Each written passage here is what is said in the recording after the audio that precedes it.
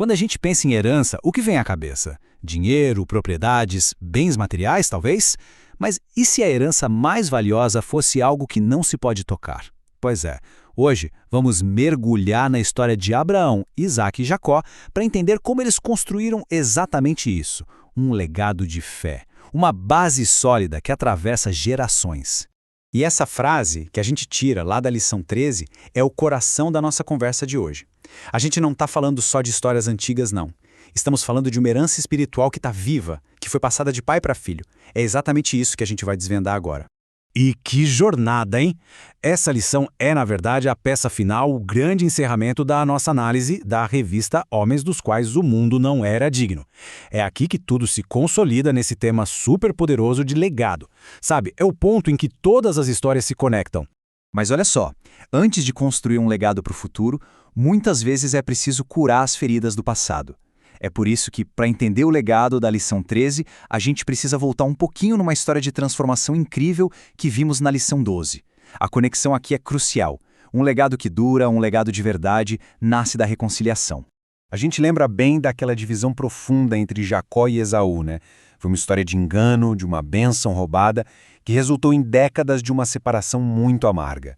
Era um relacionamento que parecia completamente destruído. A lição 12 nos mostrou o tamanho dessa ferida na família. E aí acontece essa cena. A reconciliação, como a gente viu lá na lição 12, não foi nada superficial. Foi um ato profundo de cura, de maturidade espiritual, que era exatamente o tipo de transformação necessária para que um legado de verdade pudesse ser construído. Bom, com essa base da reconciliação bem estabelecida, agora sim a gente pode explorar o primeiro pilar desse legado, que está todo detalhado na lição 13. E tudo, absolutamente tudo, começa com a fé inabalável de Abraão.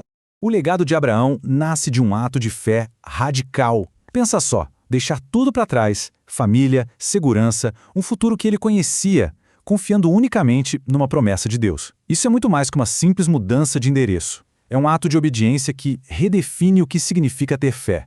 Então, o ponto central do legado de Abraão é este: fé incondicional e obediência total. Ele não só acreditou, ele agiu. E essa atitude se tornou o alicerce, a base para a promessa que, no fim das contas, alcançaria todas as nações. A partir da obediência de Abraão, o legado continua a se desenvolver. A herança que Isaque deixa é um pouco diferente, mas igualmente poderosa. É uma história sobre a fé que persevera, que resiste. A lição 13 mostra pra gente que Isaque não foi um revolucionário como o pai. O legado dele foi o de manter a chama acesa. Sabe, ele enfrentou fome, inveja, conflitos, mas perseverou com uma fé serena, sempre buscando a paz e a comunhão com Deus. E essa citação da lição 13 resume o impacto dele perfeitamente. O nome de Isaque, aliás, significa riso. Mesmo no meio das dificuldades, a vida dele foi um testemunho de que a fé que persevera gera esperança e, no final, uma alegria que dura. E assim a gente chega ao terceiro pilar, talvez a jornada mais complexa de todas, a de Jacó. Aqui, o legado é sobre a fé que tem o poder de transformar uma pessoa por completo, mesmo com todas as suas falhas. E esse é um ponto fundamental da lição 13. Um legado não é um atestado de perfeição.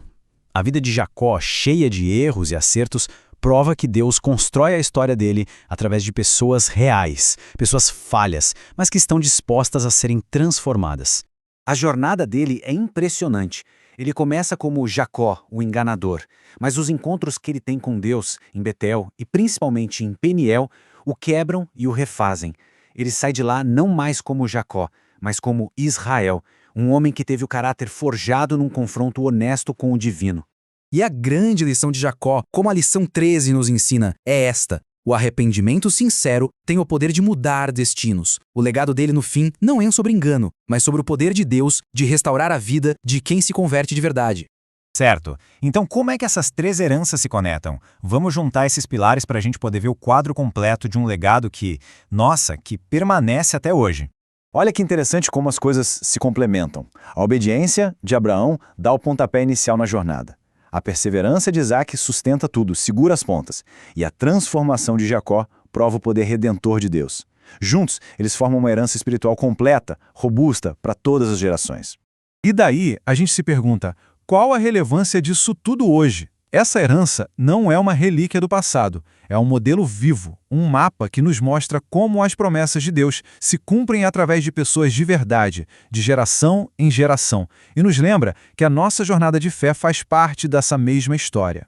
E é com essa reflexão que nós encerramos a nossa jornada pela vida desses homens dos quais o mundo não era digno, mas cujo incrível legado de fé continua ecoando e nos inspirando até os dias de hoje.